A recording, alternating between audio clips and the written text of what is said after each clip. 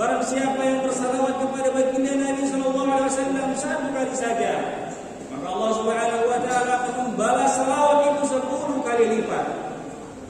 penting bagi kita untuk memperbanyak salawat, karena salawat kita nanti langsung dibalas oleh baginda Nabi Sallallahu Alaihi Wasallam. Jamaah kaum muslimin yang insyaallah dirahmati Allah Subhanahu Wa Taala. Ada orang yang tidak banyak amal, namun bisa masuk surga. Apakah bisa? Tentu saja bisa. Ada dua hal yang mesti ia perhatikan jamaah sekalian. Yang pertama, karena memperhatikan yang wajib. Dalam hadis Rasulullah sallallahu alaihi wasallam, Talha bin Ubaidillah radhiyallahu anhu berkata, "Ja'a ila Rasulullah sallallahu alaihi wasallam min ahli Najd za'ir ras, yusma'u dawiqu sawtihi wa la yaqulu ma yaqulu hatta dana. Fa idza huwa yas'alu 'an al-Islam fa qala Rasulullah sallallahu alaihi wasallam, khamsatu salawatin fil yawmi wal layla." فقال هل علي غيرها؟ قال لا إلا أن تطوع. قال رسول الله صلى الله عليه وسلم وصيام رمضان؟ قال هل علي غيره؟ قال لا إلا أن تطوع. قال ذكر له رسول الله صلى الله عليه وسلم الزكاة. قال هل علي غيرها؟ قال لا إلا أن تطوع. قال فأدبر الرجل وهو يقول والله لا أجيب على هذا ولا أنقص. قال رسول الله صلى الله عليه وسلم أفلح إن صلى. Jangan ingat, ada seorang laki-laki yang berbeban kepalanya dari ahli Najd datang kepada Rasulullah sallallahu alaihi wasallam. Kami mendengar gema suaranya, tapi tidak memahami apa yang ia katakan sampai ia berada dekat dengan beliau. Ternyata ia bertanya tentang Islam. Maka Rasulullah sallallahu alaihi wasallam menjawab, Islam itu mengerjakan salat 5 waktu sehari semalam.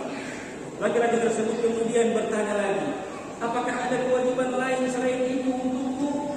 Rasulullah sallallahu alaihi wasallam menjawab, tidak, kecuali engkau ingin menambah dengan yang sunnah.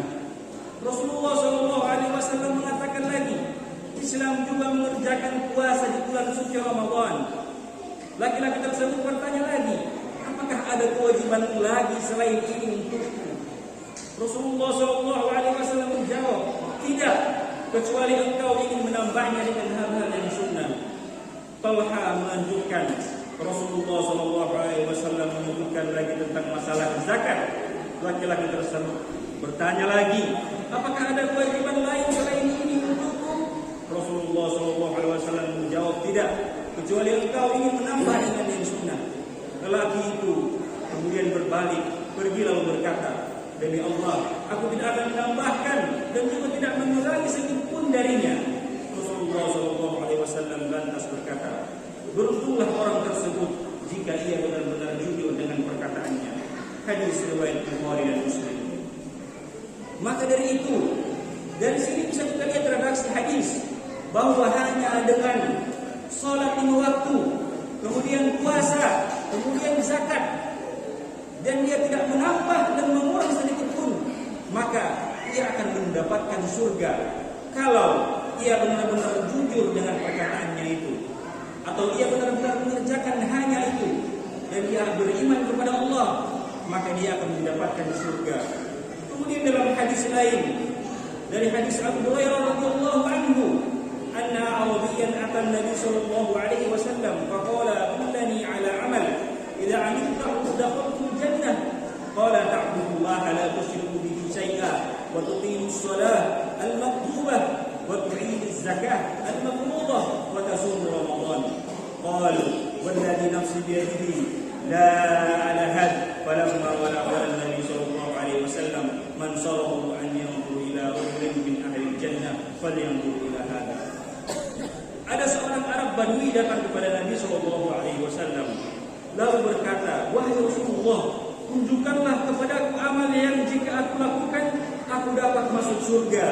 Rasulullah sallallahu alaihi wasallam bersabda, engkau menyembah Allah semata, tidak berbuat syirik kepada Allah sedikit pun juga. Engkau mengerjakan salat wajib, engkau menunaikan zakat yang wajib, juga engkau berpuasa di bulan Ramadan. Arab Badui tersebut berkata, demi zat yang jiwaku berada pada tangannya, aku tidak akan menambahkan selain itu. Ketika orang tersebut berbalik pulang, Nabi SAW bersabda, barang siapa yang senang melihat seseorang ahli surga, maka lihatlah orang ini. Hadis riwayat Bukhari dan Muslim. Dari redaksi hadis ini kita bisa melihat bahwa Nabi SAW menunjukkan seorang Arab Badui yang tidak melakukan selain yang diwajibkan tadi itu, salat, kemudian zakat, kemudian berpuasa di bulan suci Ramadan. Bahkan dia bersumpah, wallahi, demi Allah aku tidak akan menambahkan Arab Badui itu. Dan Nabi SAW mengisyaratkan, menunjukkan, jika kalian para sahabat melihat ahli surga, ingin melihat ahli surga, maka lihatlah orang itu. Kemudian jemaah sekalian, yang kedua, karena tidak punya rasa dendam dan rasa hasad, cemburu pada orang lain. Dalam hadis Anas bin Malik radhiyallahu anhu berkata, Rasulullah SAW bersabda, kami sedang duduk bersama Rasulullah SAW, maka beliau pun berkata, akan muncul kepada kalian seorang penduduk surga. Maka muncullah seseorang dari kaum Ansor, jenggotnya masih basah terkena air wudu, sambil menggantungkan kedua sandalnya di tangan kirinya. Tatkala keesokan harinya Nabi SAW mengucapkan perkataan yang sama, dan muncullah orang itu lagi dengan kondisi yang sama seperti kemarin. Tatkala keesokan harinya, hari yang ketiga lagi, Nabi SAW juga mengucapkan perkataan yang sama, dan muncul juga tersebut dengan orang yang sama dan kondisi yang sama pula. Tatkala Nabi SAW pergi, maka sahabat Nabi Abdullah bin Amr bin As mengikuti orang tersebut. Karena saking penasarannya, ia berkata kepadanya, aku bermasalah dengan ayahku, dan aku bersumpah untuk tidak masuk ke rumahnya selama 3 hari. Jika menurutmu aku boleh menginap di rumahmu hingga berlalu 3 hari, maka orang tersebut menjawab, silakan. Sahabat ini, Abdullah bin Amr bin As, ingin mengetahui, saking penasarannya, ia mengatakan kepada sahabat tadi yang dikatakan ahli surga, dia ingin menginap di rumahnya, ingin melihat bagaimana dia setiap hari. Anas bin Malik melanjutkan ukuran kisahnya. Abdullah bin Amr bin Al-As bercerita bahwa ia pun menginap bersama orang tersebut selama 3 malam. Namun ia sama sekali tidak melihat orang tersebut mengerjakan sholat malam. Hanya saja ia terjaga di malam hari dan berbolak-balik di tempat tidur. Maka ia pun berzikir kepada Allah dan bertakbir. Hingga akhirnya ia bangun untuk salat subuh. Abdullah bertutur, hanya saja aku tidak pernah mendengarnya berucap kecuali kebaikan. Dan tatkala berlalu 3 hari dan hampir saja aku meremehkan amalan-amalannya karena saking sedikit amalan sahabat ini. Maka aku pun berkata kepadanya, wahai hamba Allah, fulan, sesungguhnya tidak ada permasalahan antara aku dan ayahku, apalagi baikot. Dia mengatakan sejujurnya, akan tetapi aku mendengar Rasulullah SAW berkata sebanyak 3 kali bahwa akan muncul kala itu kepada kami seorang penduduk surga. Lantas engkau punlah yang muncul, maka aku pun ingin menginap bersamamu untuk melihat apa sih amalanmu untuk aku teladani, untuk aku ikuti. Namun aku tidak melihatmu banyak beramal. Lantas apakah yang telah membuat memiliki keistimewaan sehingga disebut-sebut oleh Rasulullah SAW? Orang itu berkata, tidak ada kecuali amalanku yang kau lihat. Abdullah bertutur, tatkala aku berpaling pergi, ia pun memanggilku dan berkata bahwa amalannya hanyalah seperti yang terlihat. Hanya saja ia tidak memiliki perasaan dendam dalam hati kepada seorang muslim pun, dan ia tidak pernah hasad kepada seseorang pun atas kebaikan yang Allah berikan kepada orang yang lain itu. Abdullah berkata, inilah amalan yang mengantarkan engkau menjadi penduduk surga, dan inilah yang tidak bisa kami mampu. Hadis riwayat Ahmad.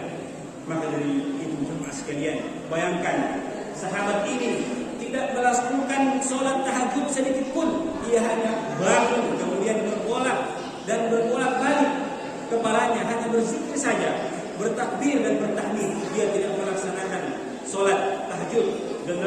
hadis ini, ia tidak melaksanakan sholat duha. Sholat duha dia tidak kerjakan. Namun apa kata Nabi SAW ketika dia memasuki masjid? Kalian akan melihat seorang penduduk surga. Dan Nabi Muhammad SAW mengatakan itu 3 kali. Bayangkan jamaah sekalian, ia tidak melakukan apa-apa, tapi ia sudah dijamin oleh Nabi SAW untuk masuk surga. Maka dari itu, untuk kita lakukan hanya yang penting-penting saja, yaitu sholat 5 waktu, kemudian puasa, kemudian berzakat, dan jika mempunyai kemampuan untuk berhaji atau umroh, maka laksanakanlah, karena itu hanya untuk orang yang mampu. Maka dari itu, kita cukupkan saja, tidak usah kita terlalu banyak-banyak, karena mungkin ketika kita terlalu banyak, kita akan merasa bosan. Tapi kalau kita sudah di tahap dan sudah merasakan kenikmatan dalam beribadah, silakan. Namun bagi orang yang awam, mungkin sholat 5 waktu saja berat. Bagaimana untuk sholat sunnah, rawatib, membaca Quran dan lain sebagainya. Jemaah sekalian yang insyaallah dirahmati Allah Subhanahu wa taala, mungkin hanya ini khutbah dan insyaallah akan memberikan manfaat untuk kita semua. Usikum wa nafsi bittaqwallah, aqulu qawli hadza wa astaghfirullahal azim wa lisa'il muslimin wal muslimat innahu huwas samiul alim.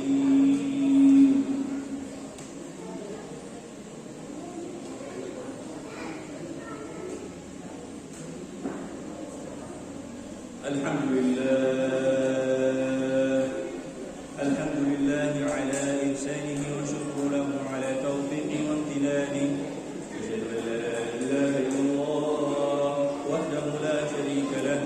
وأشهد أن محمدا عبده ورسوله الداعي إلى رضوانه. اللهم صل على محمد وعلى آل محمد كما صليت على إبراهيم وعلى آل إبراهيم في العالمين إنك حميد مجيد. اللهم بارك على محمد وعلى آل محمد كما باركت على إبراهيم وعلى آل إبراهيم في العالمين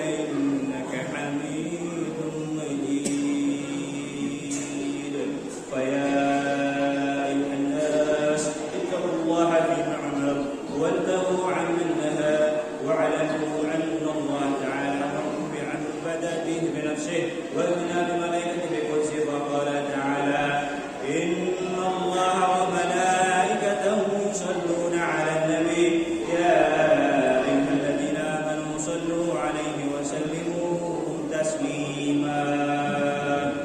اللهم صل وسلم على سيدنا محمد تسليما كثيرا.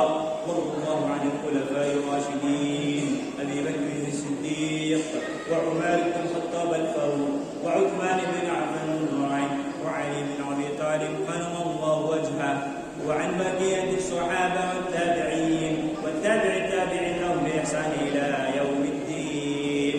وارض عنا معهم برحمتك يا أرحم الراحمين. اللهم اغفر للمؤمنين والمؤمنات والمسلمين والمسلمات والأحياء منهم والأموات إنك قد تجيب الدعوة يا قاضي الحاجات. اللهم اغفر لنا ولإخواننا الذين سبقونا بالإيمان ولا تجعل في قلوبنا غلا للذين آمنوا ربنا إنك رؤوف رحيم. ربنا ظلمنا أنفسنا وإن لم تغفر لنا وترحمنا لنكونن من الخاسرين. عباد الله إن الله يأمركم بالعدل والإحسان وإيتاء ذي القربى وينهى عن الفحشاء والمنكر والبغي ويعظكم لعلكم تذكرون. واذكروا الله العظيم